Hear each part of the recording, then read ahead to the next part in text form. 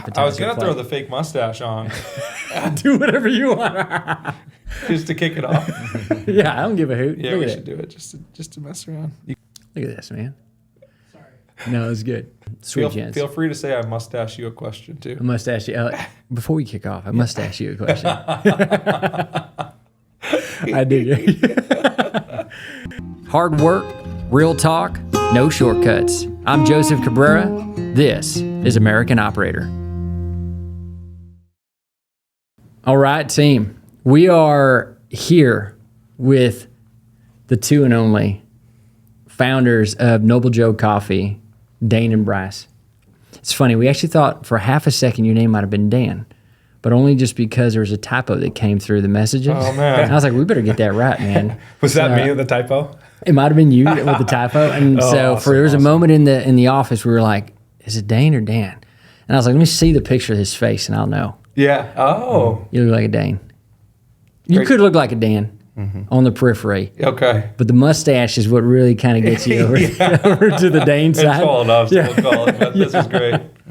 I dig it. Well, gents, thanks you for coming in. It's so good to have an Austin local favorite in here. It means a lot for y'all to be in studio today.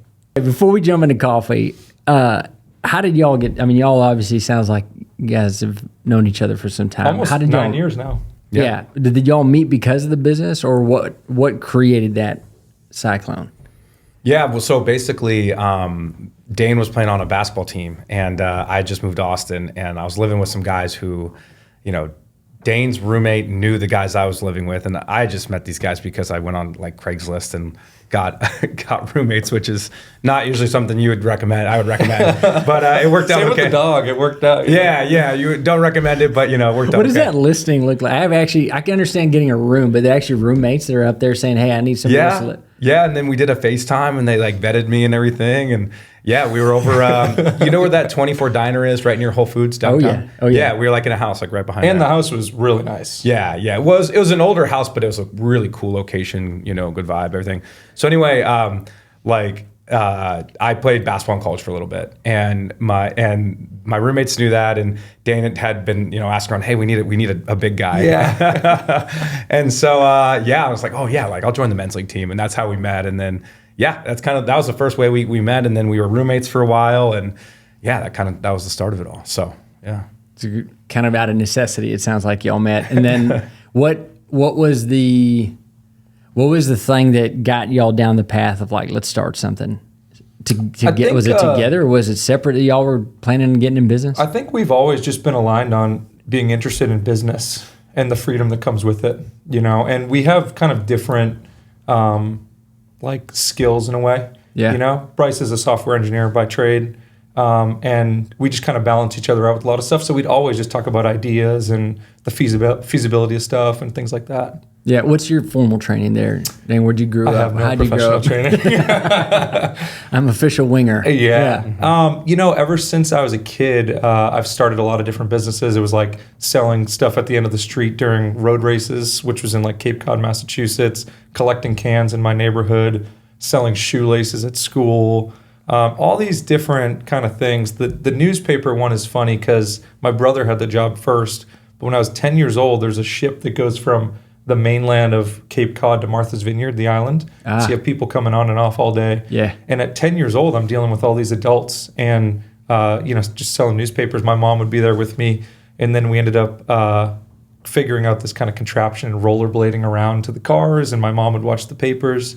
And it was just a kind of way to get started young, dealing with adults. And the thing is I was there at like 5 a.m. By the time I'd be done, my friends were just waking up and I had all this money. So I was buying motor scooters and taking my friends to lunch, and it was a way to kind of get my foot started in entrepreneurship in a very interesting way. And the funny thing is, at that time with the newspapers, they gave us 100% of whatever we made, which doesn't really make sense. So if you sold the paper for 50 cents, they gave it to us all. It probably. I wonder if they were just making enough money on the ads, maybe, huh? That could make sense, yeah. They just needed you to go do it. Yeah, that makes sense, yeah. Interesting. Yeah. And so you feel like you kind of feel like you had a natural knack for creating value, being the entrepreneur. That kind of was early. Yeah, and none of that stuff like scared me. I think the thing that's easy or been easy for me is getting started. Yeah. And which I think for a lot of entrepreneurs, it's like some people can't get started, but once it's rolling, they're great operators. And then some people can add value to existing operations. With me, it's like getting stuff started is always good. I'll, throw something at the wall and see what sticks and then keep rolling with stuff. So Yeah. I've tried and failed at a bunch of different businesses. It's kind of the merit badges you get along the way that define you. Is that are you ticked the same way, Bryce, or are you a little bit more regimented? How do you counterbalance that? Yeah, I mean, I think like I've taken, it's been a little bit more of probably something that I've started in later on in my life. Like I don't have this story of entrepreneurship from that early. I mean, I think I've always been ambitious and taken on a lot. Like I think when I was in high school, I had like 2-3 jobs, but I don't think I ever was like, okay, in my 20s, I'm going to take on a brand new, company or opportunity as like my first priority, But I think over time, we actually, before we launched Noble Joe, he started a dating app and I kind of supported him in it. And it was a dating app where you go and volunteer for your first date. What's the name of the app? It was initially called Philanthropy. And then I went through this program called the Founder Institute. Yeah. And then it transitioned into Swoovy, which was a mix of swell and groovy. Yeah. Philanthropy was just kind of a mouthful. But the whole tagline was, even if you have a bad date, you're doing something good. Good? Yeah. No, it's tough business though. Really tough business. I imagine is it the engineering behind it all, or just the More fact so that just it's to human? make money. The only way to make money is to get acquired. Match.com acquires the majority of dating apps. Mm-hmm. And, you have to get that critical mass to even get to that point. So you're just burning so much money in order to get there, Yeah. Yeah, and I think the other thing was like that was super saturated market, and like that. There's so many things I look back and like I kind of had more of a supplementary role. Like I was really early in my career. This was like 2018. And I was like, I just want to get more software engineering experience. I just want to learn more. I want to help build more so I can grow my skills. And Dane was kind of, leading the charge and had brought some people in and that had a different vision than him. And I think what he probably takes away and I took away from it was that like when you start a business, like, if you got to be really thoughtful about who you go into business with, which seems like a very clear and obvious thing, of course. But, people are, I think a lot of times like us can be very easy to trust. But you have to be thoughtful of like, okay, well, the moment that you give X amount of equity away, you now lost X amount of decision making, and if that means that it's the majority of the business, then that means that, you lost the vision of the business, and I think that that's kind of what was learned through that. And, we saw that through that. And then also I've seen that not in my own business experience beyond that, but I've seen with others, right? Oh yeah, someone wants to raise money or somebody wants to bring in a partner and then, okay, well, yeah, it's not just like boom, boom, it's that easy. It's like now you have competing priorities. You know what I mean? So anyway. And then there's that standpoint of where, you're just burning the candle at both ends and you really need help. So you might be quicker to bring in people to help you instead of being thoughtful and more methodical about who's the right fit and who's going to align with your values. And to Bryce's testament too, like he was like, I just want to help you for free. I want to see you succeed, just as a really good friend. And, we were living together at the time too. So it's cool to just be like, knock on his door and be like, hey, what do you think about this? But people like Bryce are really rare. And that's why when we wanted to get started with Noble Joe, which is something we'll get into, he's like the perfect person. It's like, I've told people, I was like, I could give Bryce a duffel bag of $1 million and be like, can you hold on to this for me? And when I get it back, it'd probably have $1,001 in it. I would hope I'd put in the S&P 500. Let's go add value to this thing. Yeah. Yeah, but that's great. That's great too. Yeah. Yeah. No, it's a topic that doesn't come up infrequently about finding the right partner. I've heard somebody say the only things that sink in this world are ships and partnerships. And so, ships. I've heard that. That's good. But both ships. Yeah, both ships. But very rare do you find why does it work? Like, why does it, even married couples? We actually had a gentleman on not too long ago, and he talked about he loves his dear wife, but he realized that was not the right decision to go business together because there are certain boundaries he couldn't keep, and it messed things up. So but why does it work for y'all? Like, what is the ingredients between you two that make this thing work? And it seems like you enjoy hanging out together. Well, the marriage stuff is tough if you're working and living and doing life with somebody. Yeah. It's just a lot of time. Even like my best friends growing up, I'm like, all right, dude, I need need a day, Mm-hmm. But I think ultimately, though, it really comes down to, wanting to take steps towards the kingdom. We're both faith-focused entrepreneurs, and this business is not about us. We're just managing it for God. And so I think that's really what it comes down to, is like we've both put our egos aside to do the best thing for the world and the community, and wanting to take sacrifices and make sacrifices to do whatever we can to add value to the community and uplift other people. Yeah. Yeah, kind of another, totally echo that. And I think like we've always aligned on those values. And to kind of like talk a little bit more about like why I think we've like succeeded in going to business together was like we've always talked about, what does this look like to fill your cup, right? And that's actually been something that's been some trial and error, because we originally set out and said, okay, we want to start the business with this ownership breakdown and this ownership breakdown. And here's what you're responsible and here's what you're responsible for. And, I think high level, that's great. And that's kind of what's happened. But, I think, I originally had some bad attitudes around like, oh, well, that's kind of outside the scope of what I put in the partnership agreement, And, and then, there just would become times where either on my end or on Dane's end, like the expectations and there's just like a misalignment. You could feel the tension. And so, we weren't as mature and being communicators that we are now. And I think like that would boil over and other things. And really what it just came down to was like, okay, how do we find, either like an ownership breakdown agreement or like a responsibilities agreement that really makes everybody's cup feel full? Because like I have always, been supplementary to Dane and Noble Joe. And I've had, I've worked in corporate America. And then I also have another startup in the supply chain that I now, I co-founded and run. And so it's like, okay, I only have so much I can physically give, right? And some people are kind of like not super honest about that. They're like, yeah, like I'll have 50% ownership and yeah, I'll help with this and this and this. And then when push comes to shove, 6 months, you're like, you've contributed like this much, Rich. It's like, you should be able to be honest about like, okay, well, this is what I can give. And then, you can talk about whether or not that's going to be, valuable for both the people. And so we just over the years kind of like, I think there's a mismatch in like, what we felt like was right expectation wise in the ownership breakdown. And eventually got to the point where like, we're both so happy with where it's at and our cups are both full in terms of like, like I said, ownership breakdown and work-life balance and, what kind of, and even just kind of like what it looks like to, get a return from the business, And so once we really started to get honest and open the door to those conversations, I think like it's just been really great for our business. And people are weird about money, they don't want to talk about it or they get kind of, a little bit of a scarcity mindset.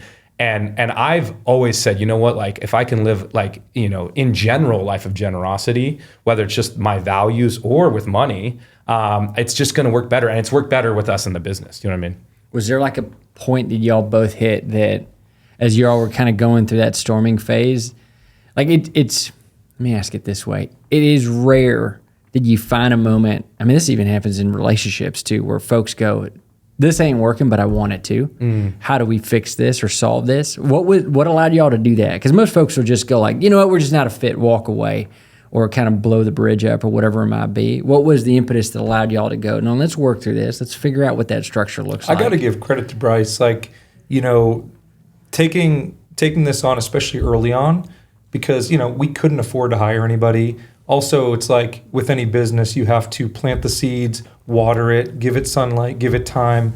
You don't just open the doors and you're busy. And so when you're not busy and you're not bringing any money, you can't hire people. So you're really having to spend a ton of time. So for the first 6 months, it was, primarily just me working and then Bryce whenever he could, but he had his full-time job. And so, I was doing that without getting paid and everything. And Bryce has just always been like, how can I fill your cup? And, what's gonna make you kind of happy, because I see the amount of effort and everything that you're putting in, and just like really just being incredibly supportive. And it's like, it's easy to get frustrated, but when you have somebody that really cares and that's like, we want to do this because it's bigger than us. I don't know, that it's rare to find people like him though. So it's kind of, kind of tricky. Appreciate that. Yeah. It sounds like y'all got a great thing going on. So Noble Joe came to life how? What was you obviously got two good dudes kind of getting after it. But the idea for coffee came from where? Is that just something you grew up with, or? Well, my major actually in college was entrepreneurship. Okay. I went to the first school in the country that had entrepreneurship as a major, which was UNC Greensboro, North Carolina. I didn't realize that. Yeah, which is a good and a bad thing because I didn't realize it at the time, but this program's so new, it's like not really built out. You're not learning from the greatest entrepreneurs of all time. Yeah, right. So, but it was still, it was a cool thing. And going through business school, I actually want to touch on one kind of funny thing. We mentioned Craigslist. My project in business school was a Craigslist for college students, where you'd use your .edu email address to ensure security. Because it's a more secure form of email. And then if you wanted to transact outside of the college community, you could sign up for like $1. Have a credit card on file kind of thing. Because there were so many scams and stuff like that. But yeah, my major was entrepreneurship, and I always knew that was the path I wanted to take. And you kind of don't just get there. Sometimes you have to do different jobs and stuff in order to build up some money to take the risk. And I started a couple things, but I had the opportunity to join a tech company. And actually in college, I worked for a large coffee company, but just on the weekends doing demonstrations for like coffee machines. And it was a really cool thing because you realize how, nobody's ever like, oh, we have to go get a coffee. It's like, oh, let's go get a coffee. It's a very positive thing. Yeah. So that was that's a good point. I never thought about it that way. And I had never drinking coffee at the time.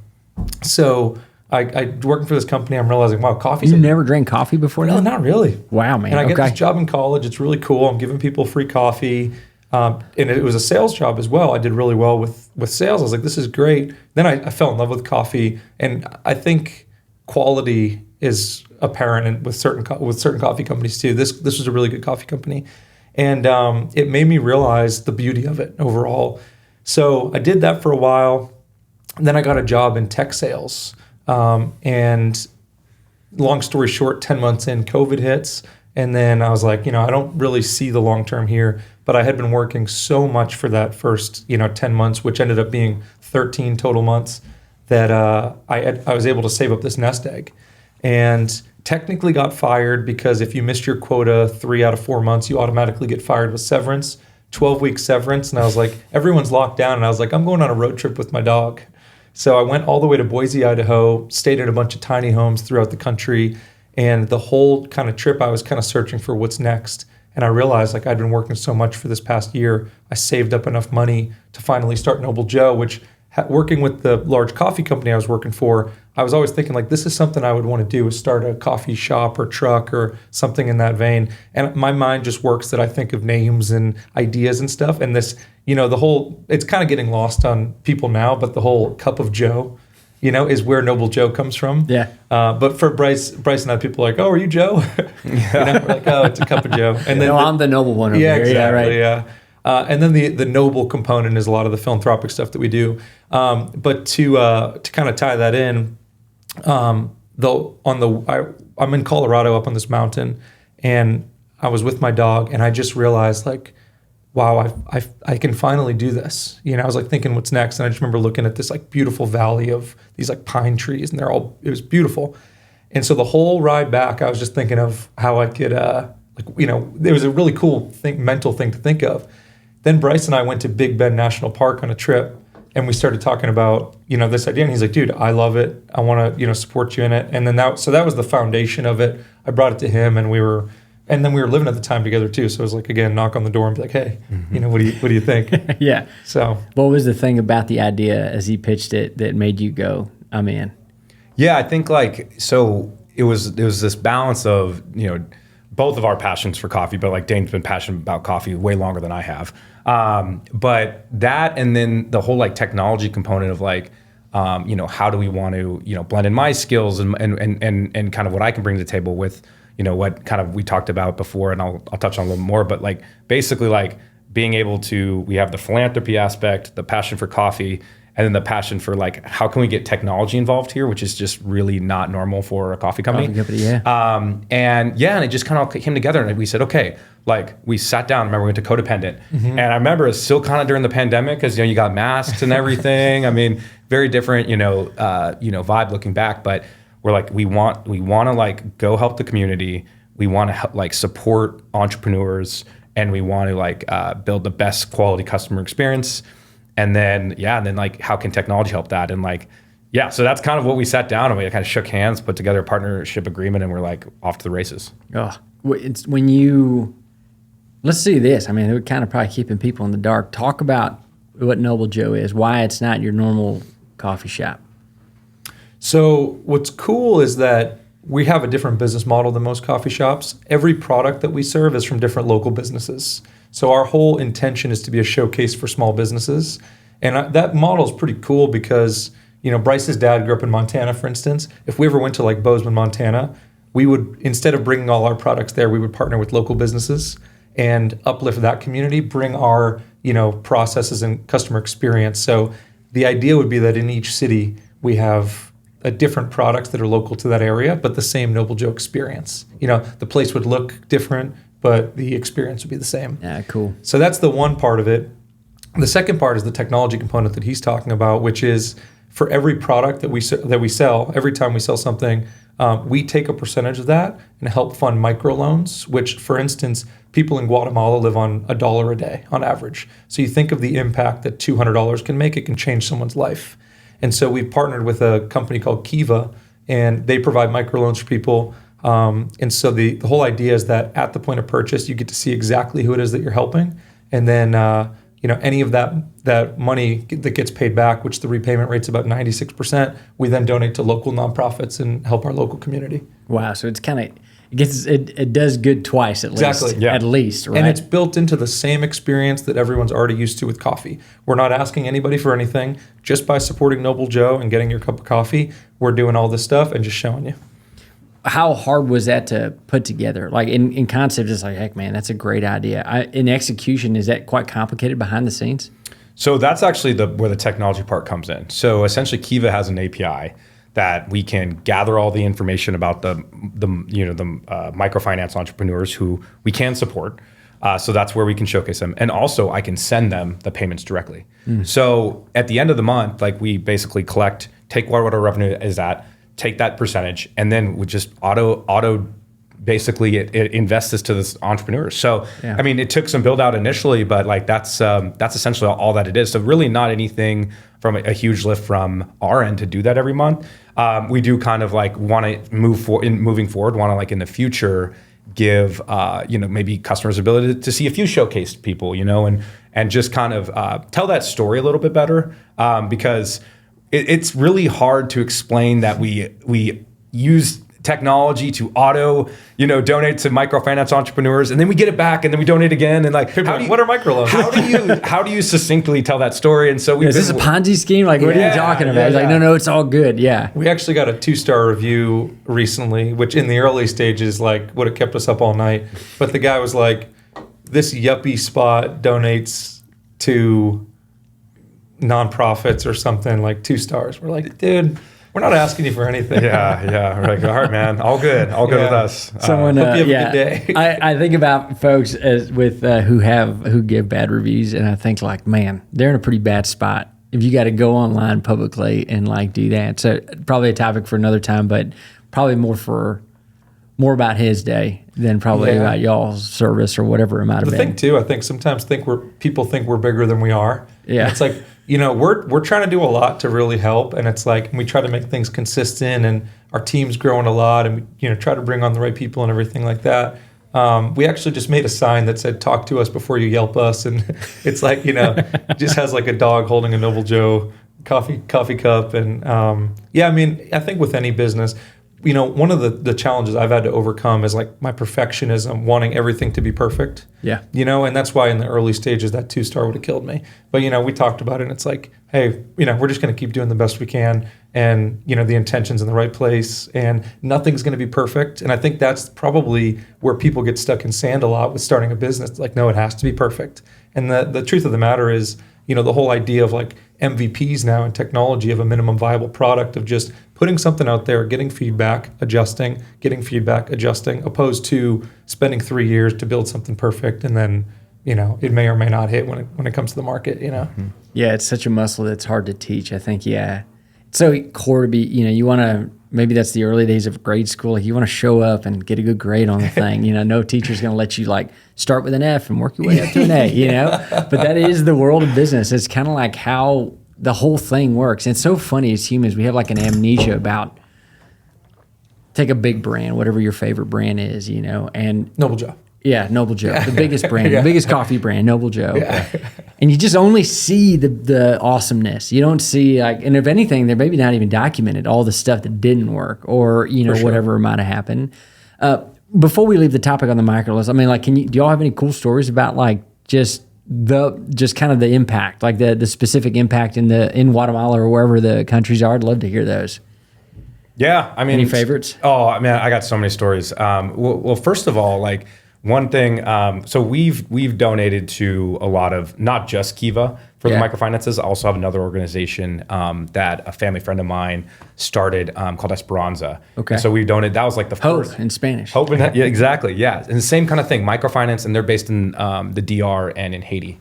Oh, cool. And so that was one of the great stories. And basically, I think the best part about that was we had just started the business, and the guy's name is Dave Valley, who runs it. And we had a call with him, and it was just kind of this moment where, at least I felt like, we were talking to him about it. He's like, yeah, there's just, you're kind of feeling what I felt at some point in my life where, as a man, you've become established enough to be confident in who you are and your community and your work. And now you look outwards and you say, okay, now what? What do I do now? And I think, his answer, and he's like, and I think your guys' answer is, how can I go and make an impact for others? Because I have been, just have a lot of gratitude for where I'm at.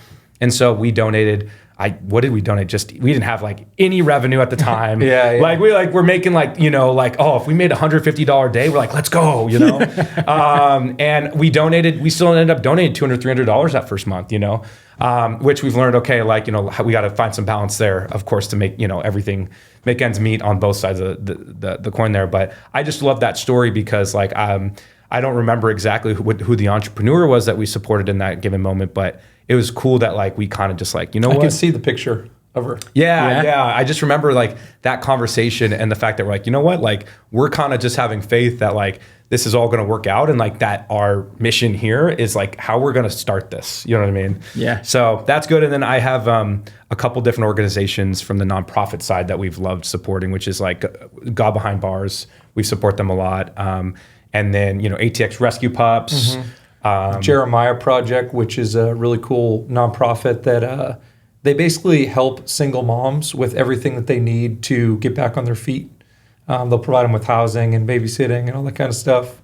Mobile Loaves and Fishes is another one. Yeah, Community First Village. We've done a lot with them. They're an awesome organization. Yeah. So it's fun to see you kind of building that ethos into the business and not making it an afterthought or something. Why do you think a lot of folks don't maybe think about it that way? The thing is if we didn't start this with our own money, it's the way that we did things is not looked at as a smart way to establish an investment. We gave money day one to different nonprofits and for microloans, and it's every investor would say, no, you need to bring money in to get to that point to be able to help. And we were like, you know what? No, we're gonna kind of put our money where our mouth is and have this kind of flip the business model on its head and do it the way that isn't just the way everyone else tries to do it. And I think that, the community has kind of bought in because they see, the fruits from us really trying to help. It doesn't mean it's going to be perfect, but you can just kind of tell, I think, when the intention's in the right place. And that's what we've been super aligned on, which to your initial kind of thought is why I think we've worked well together. Because it's not one person saying hey, let's help. And the other person's no. We're both dude, let's help wherever we can and we'll figure it out. Mm-hmm. That's so important, man. It's you find that a lot of that stuff, like a slow cooker, it just takes time. And oftentimes you're just not giving it enough. When was there a moment where y'all felt just as a business with everything y'all were doing that the community or whatever, oh, this is going to work? Not just I believe it's going to work, but now you're seeing something change. Does that moment stick out to y'all at all? Probably when we went viral on TikTok. Yeah. Oh, okay, that works. Yeah. Which is just crazy. It's I still I still I get it, but I don't. You know? How like the algorithm and what makes sense? Yeah, I just remember dial-up internet. So it's like, you know. You're not that old, Dane. You're not No, that old. I remember, man. And so, you know, but I think like the thing I've told other people too that are taking the leap with stuff is if you look at anybody that's ever been successful in any industry, the commonality that they all have is that they tried something, failed, got back up, adjusted, failed, got back up. It's the getting back up that's the key in anything that you do. And I think having, you know, when you're doing it by yourself, it's harder to get back up. Kind of like with you in the service. It's like when you have your band of brothers helping you, it's easier to get back up, and the likelihood of being successful is just a lot higher. You know, which even comes back to the whole thing of bringing on the right people and working with the right people that are going to lift you up and support you. Because the fact is, like, entrepreneurship is really hard. Any business that you do, even if it's a side hustle of like making T-shirts or something like that, you might be printing T-shirts at 2 a.m. Yeah. You know, it's like there's, and on the other side of that too, it's like nothing worth doing is easy. So, you know, there's this kind of this like melting pot of truths that, you know, if you're working towards something that you actually believe in, like, because we, you know, when we see people that we had a customer not too long ago that was like, I didn't know this, but their kids were running around and I just happened to say like, you know, like what a crew you got or something like that. And then they were like, oh, you know, it just sparked a conversation. They're like, oh, you're one of the owners of Noble Joe. And they're like, I got to tell you something. And I was like, you know what? And they were like, man, you guys have been such a light because we had a kid in the hospital and we'd be like, we need to get out of the hospital. Like, we need to go do something. And they're like, we know we could go to Noble Joe and get a positive experience and be, you know, in nature and go grab a coffee and walk the boardwalk. And it's like, sometimes I think you don't realize the impact that you're making on people because it's hard to maybe hear that. It was kind of chance that I heard that. And they were just like, you know, beyond appreciative for what we've been trying to build. And I think sometimes when you're in the thick of things, you know, you're thinking like, oh, I messed this up or I did this wrong or, you know, I dropped the ball here. And it's like, in the grand scheme of things, it's kind of like if the intention is there, you're going to help a lot of people. And that's what we've been super aligned on, you know. Any advice you'd give to folks like in the thick of it? You know, we get, you know, folks that tune into this are folks just like y'all or folks thinking about it or folks that bought their dad's plumbing company or their mom's cafe, whatever it might be. And they're probably right now, they're all, I think you probably once a week have this thought of like, oh man, I don't know if I can keep going. You know, just something about it feels like you're the in love with it kind of fell out of love with it, whatever that is because of the grind behind the scenes. Any advice you'd give to folks about how to do that more? Like, how do you get plugged back into kind of the good that you might be doing that you may not be aware of without just kind Keep of going. faking it? Keep going. Keep going. You know, it's like no matter what you do, I think that it also comes down to doing something that you really do see value in. The whole idea that you don't get upset going to get a coffee. Yeah. You know, and like it's a very positive thing. People are working from home and they want to go to, you know, to a place where one of the things we can control is the fact that we really try to be nice to everybody and treat everybody on a human level. You know, but every single friend I've had that's an entrepreneur, they all have that thought that they want to just give up. And it does, you know, it doesn't mean it's going to be easy. But I think it's kind of the whole thing of anybody that's been successful. You're going to fall down. You just got to get back up. Actually, it's funny. It's kind of funny. Our very first truck we built out and it basically didn't pass DMV inspection. It's a pretty cool truck though. No, this is the first one. Oh, this is even before the one that everybody knows you for? The one, yeah. Oh, really? It's a 2017 electric wagon that looks like a 1912 Stanley Steamer mountain wagon. It's super cool, but it was from Belgium. And so because of that, it wasn't an approved U.S. manufacturer. Really? So we go through all this stuff and you know, trying to talk to the DMV is like, you know. They just pass you along to somebody else. Yeah, good luck. They don't know what to do with that information. Yeah. Crazy. So we end up talking to all these different people. I'm emailing like whoever the like president of the DMV is and trying to get this information on LinkedIn and just trying to do my FBI kind of, you know, work.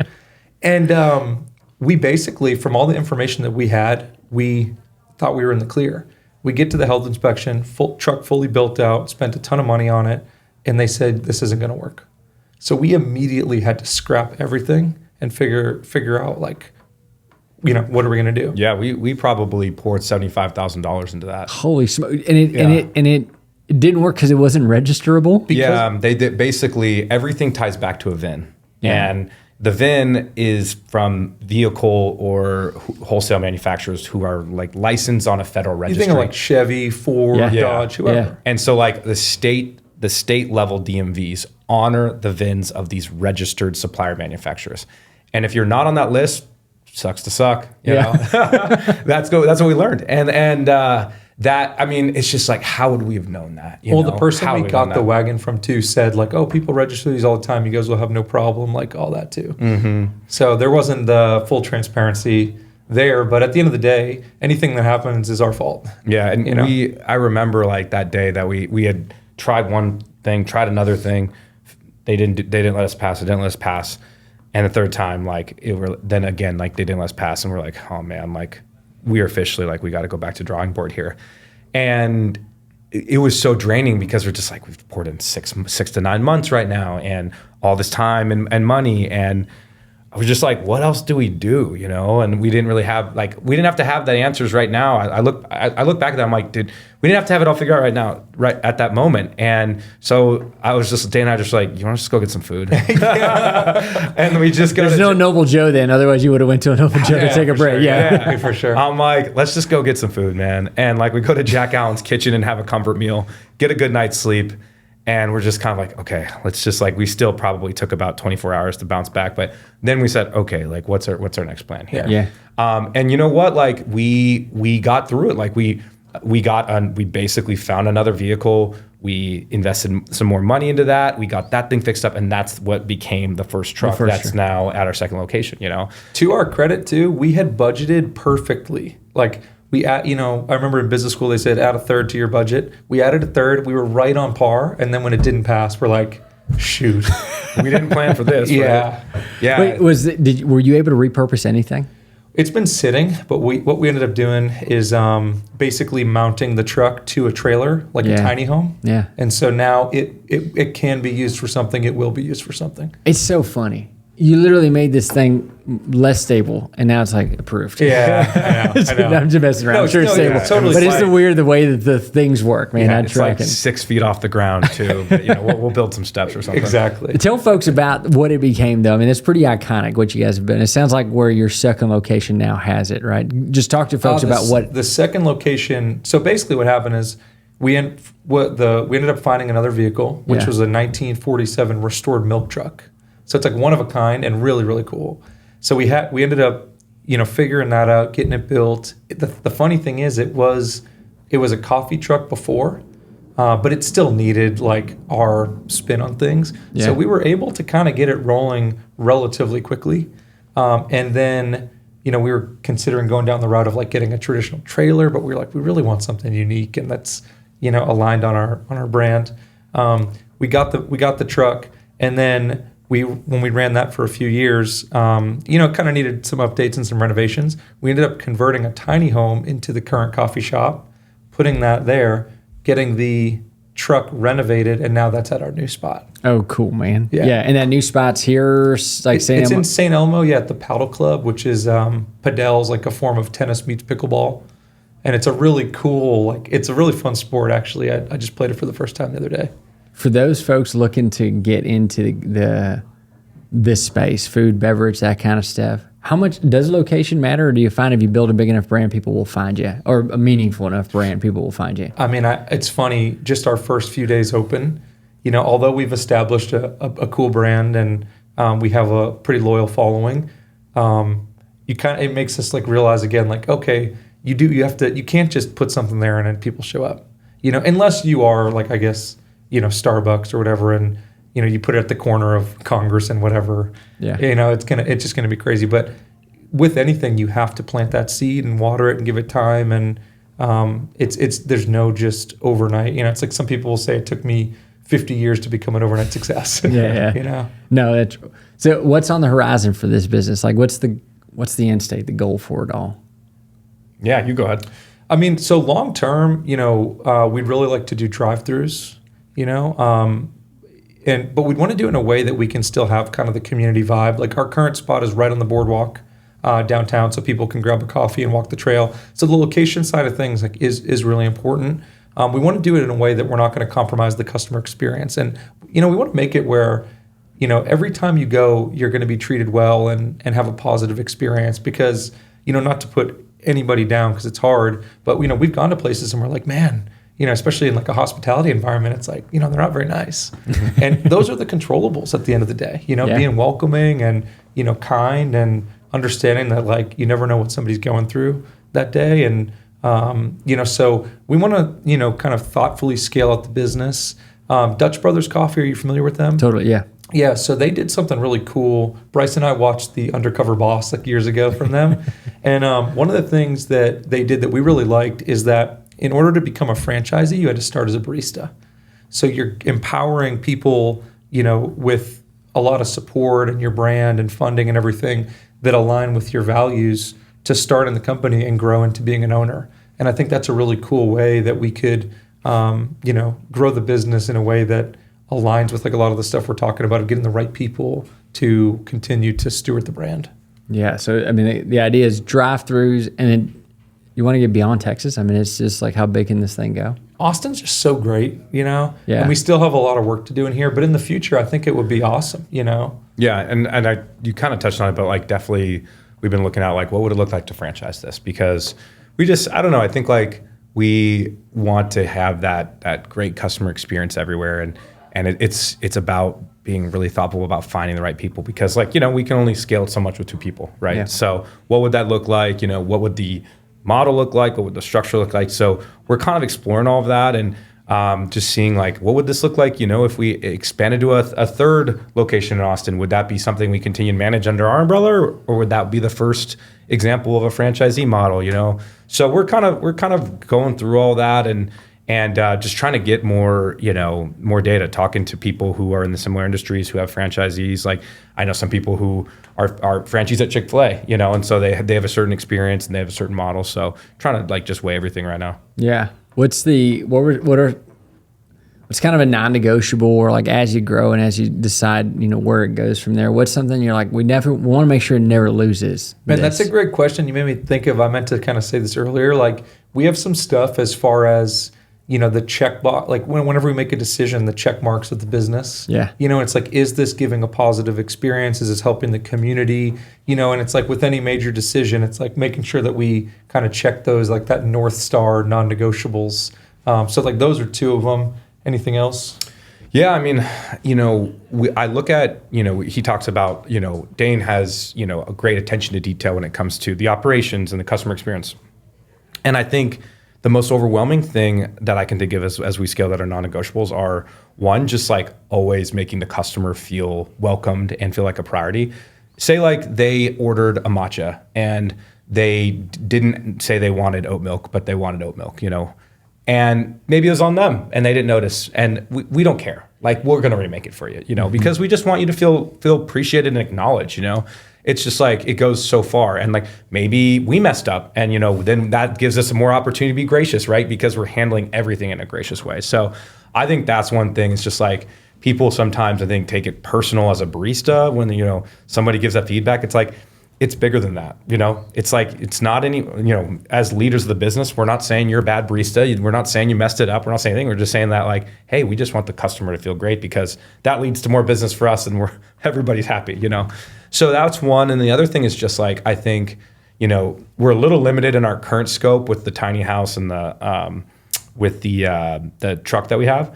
Is just kind of like really operationally being as efficient as we can, we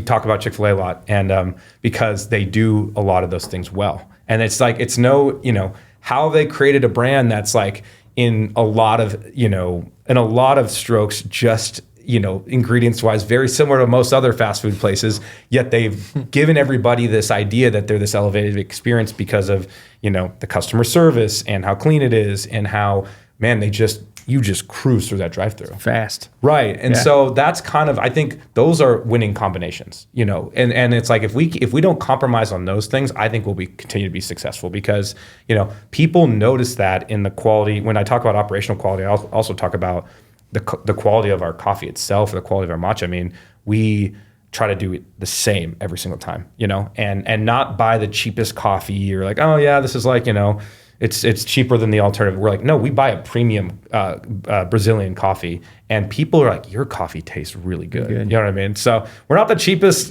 product you'll get out there, but like that's not what we're going for. Yeah. When do y'all, like when y'all train up folks, sounds like humans are a really core piece to this. It makes sense. And y'all have a priority on it. What is how long does it take the average person to be, like teammate, to be productive? It depends if they've had coffee experience or not. Okay. But part of that initial 6 months, if you look at the way we did things day one versus week one versus month one, it's like totally different. Yeah. Right now we have a 650-pound ice maker. Bryce and I used to go get bags of ice like from the ice machine and carry them in big totes, and and it's funny because people joining the team now don't see that, but it's like, the fact that we have ice on demand is just such huge. A luxury. It really is, Yeah.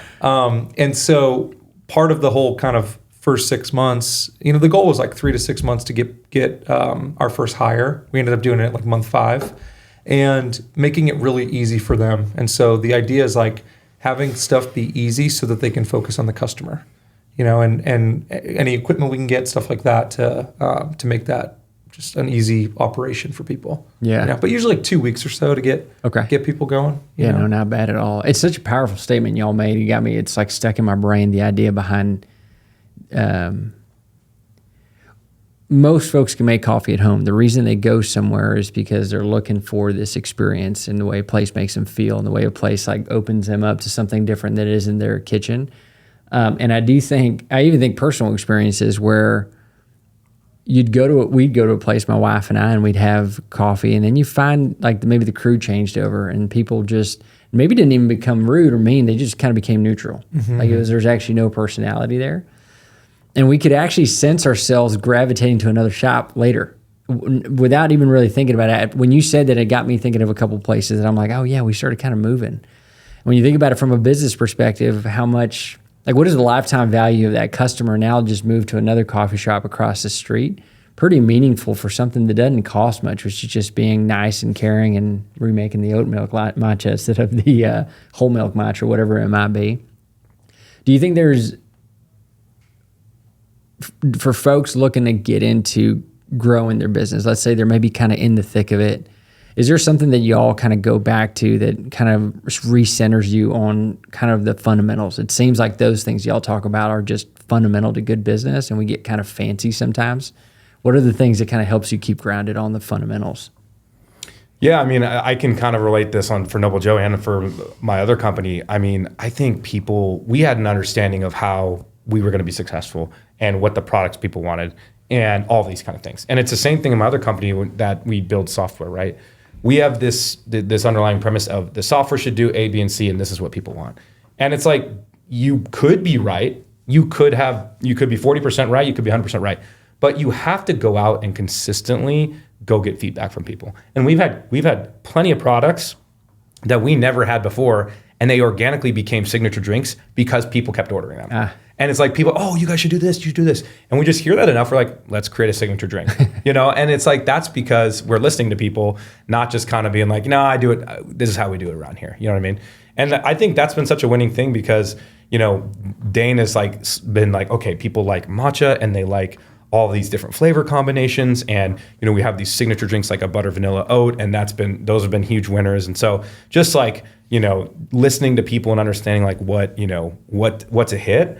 And then we just continue to like, okay, let's now test out a few more drinks that are in that same vein, And so I just think that people can be like, I'm good enough with how I've established my business, but it's like kind of like it's like seasonal. We continually get feedback, continually iterate, So my mom always said, do it right or don't do it at all. Uh-huh. So with everything we've done, I think from day one, it's like new equipment, get everything, do it right. Quality ingredients, we like to say noble ingredients. So even when we scale, we're just not going to compromise on that stuff. And I think if you're checking all the boxes on really taking care of people and at least really trying your best, because a perfect experience like every time is not realistic. There might be something that goes wrong. And what we can control, though, is the fact that we'll do whatever it takes to make it right.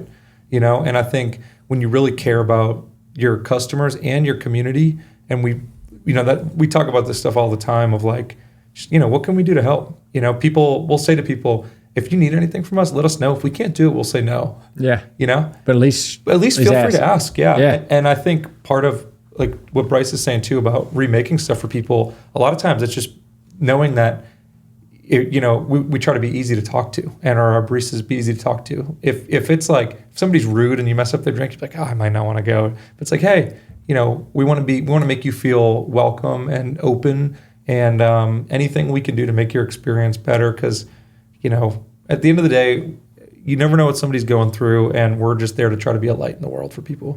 Dig it. Anything? I mean, that hour blew by. Yeah, it really sure. did, man. What? Any last things about just even where folks can find you and how they can find you? I mean, they obviously are here in Austin. If folks want a good cup of Noble Joe, where do they find you guys? Well, we are right off of Riverside at the Amley. That's our kind of where our first location was been at. So By the Oracle spot, right? Ish? Yeah, exactly. Yeah, Lakeshore Drive there, and that's the one where you can go grab a coffee, walk the great trail, spot. hang out and it's kind of a little bit of a hidden gem because it's like tucked behind some trees, but everybody loves that. And then our second location is at that Padel Club, and so yeah, I mean we just want to it's cool that we can tell the story a little bit, and people can see who we are and why we started Noble Joe, because it's like we genuinely do want to build this to continue to support the community, and that's a huge component of this. So Yeah. But go to the new location because the lines are way less. Oh yeah, good call. Yeah, that's a good pro tip. Yeah, same coffee you can get there. For sure. Same quality. Come on. Yeah, same operations. Right? Y'all heard it here. It's the same thing no matter where you get. What did y'all call your signature drink? Butter, vanilla? That's one of them. That's one of them. Yeah, One of them. we have the Noble Joe. That one's big. That's what Bryce came up with, because he would get it at different shops, and it's agave and oat milk.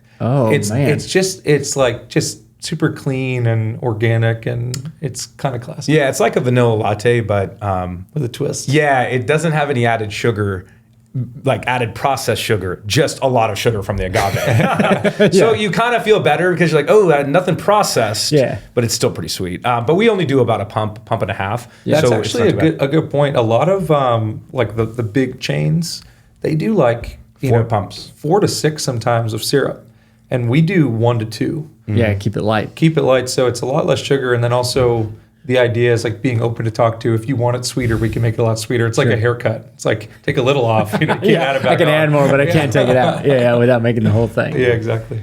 Gents, man, thanks y'all for coming on today. I think it gives folks a lot of insight into this business. Not only is it from the outside looking in, it's fun, it's awesome. I mean, thanks for the hat. I mean, all that stuff is neat to look at. But I think the humans behind it and kind of the pun intended, the grind that is what it is to keep it going is not without the energy and stuff. So it's good to see good people doing good things, and we appreciate y'all coming on today. And also, if anybody wants to message us on our Instagram, we're really active on there. And if we can help anybody with business or anything in the community, like I said, we'll say no if we can't, but we really try to help wherever we can. And I believe that, especially with y'all doing that. Yeah, and y'all have a cool page, man. I mean, there's a good amount of dogs on that too. Yeah. Oh yeah. A lot of dogs. Always. Yeah. Thanks, y'all. Appreciate it. Yeah. Thank you so much. Yeah, it's awesome. Thanks for tuning in to the American Operator Podcast, where we celebrate the backbone of America, small business owners and operators like you. If you've enjoyed today's episode, be sure to subscribe so you'll never miss out on more of these stories and insights from people who keep our community strong. Until next time, keep building, keep operating, and keep America moving forward.